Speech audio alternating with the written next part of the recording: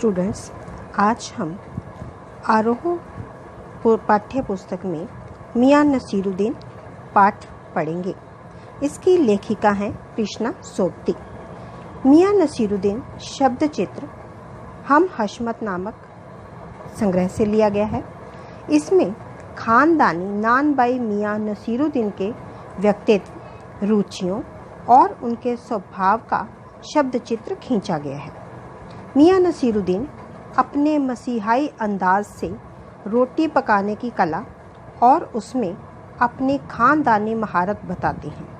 वे ऐसे इंसान का भी प्रतिनिधित्व करते हैं जो अपने पेशे को कला का दर्जा देते हैं और करके सीखने को असली हुनर मानते हैं। लेखिका बताती है कि एक दिन वह जामा मस्जिद के निकट बसे हुए पुराने गढ़ैया मोहल्ले से होकर गुजर रही थी।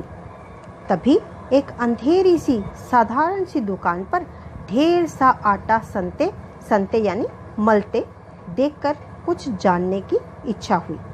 पता चला कि वह 56 किस्म की रोटियां बनाने के उस्ताद मियां नसीरुद्दीन नानबाई की दुकान है।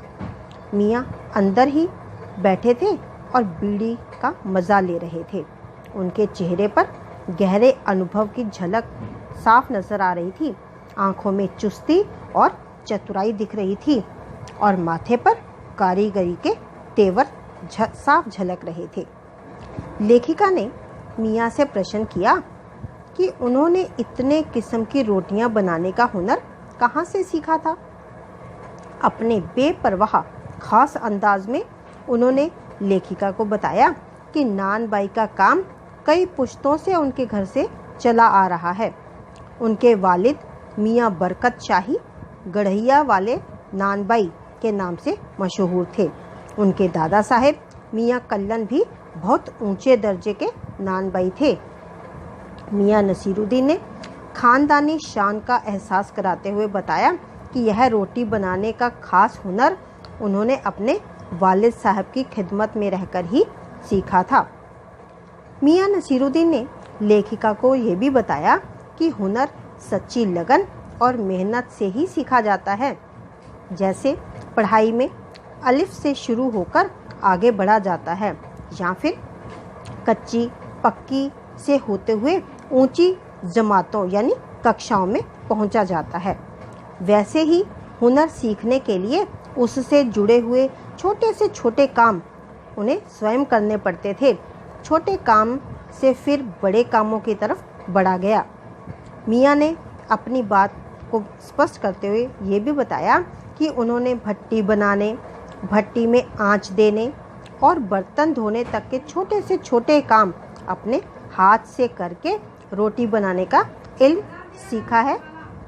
दुकान पर वह सीधे आकर नहीं बैठ गए, बल्कि दुकानदारी और ग्राहकों का सीधा अनुभव पाने के लिए उन्होंने मुद्दत तक यानी कई सालों तक खोमचा भी लगाया था।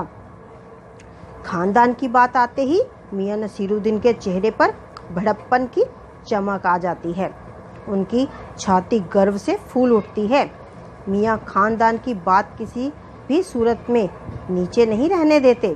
उन्होंने गर्व से लेखिका को बताया उनके बुजुर्ग बादशाह सलामत के खास नानबाई रहे हैं।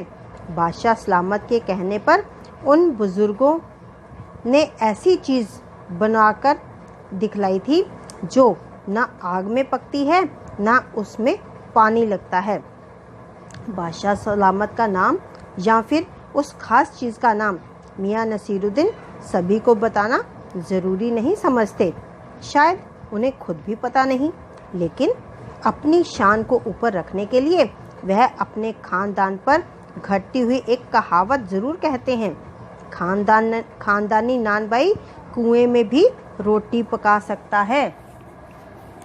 लेखिका ने इस कहावत की सच्चाई पर प्रश्न चिन्ह लगाया तो वे भड़क उठे। लेखिका जानना चाहती थी कि उनके बुजुर्ग किस बादशाह के यहाँ काम करते थे।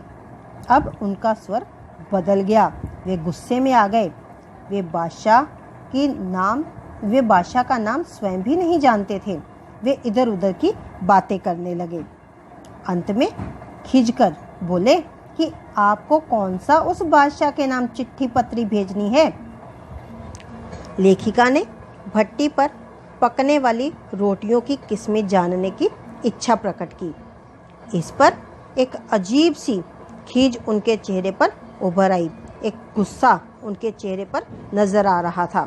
वह तुनक कर उन्होंने चंद मिनटों में रोटियों के नाम फटाफट गिनवा दिए। उन्होंने बताया, बाकरखानी, शीरमाल, ताफ्तान, बेसनी, खमीरी, रुमाली, गाव दीदा, गाजेबान, तुनकी, इस तरह की रोटियां बनाई जाती हैं। और तुनकी, यह तो पापड़ से भी ज़्यादा महीन यानी पतली होती है। लेकिन कहते कहते पिछले ज़माने की यादों में वे डूब गए। उनका दर्द सच्चा था। पहले के समान खाने पकाने का ना अब शौक़ है और ना चीज़ों की कद्र है। आज के ज़माने में तो भारी और मोटी तंदूरी रोटी का ही बोलबाला है। क्या बनाया जाए और क्या खिलाया जाए। धन्यवाद।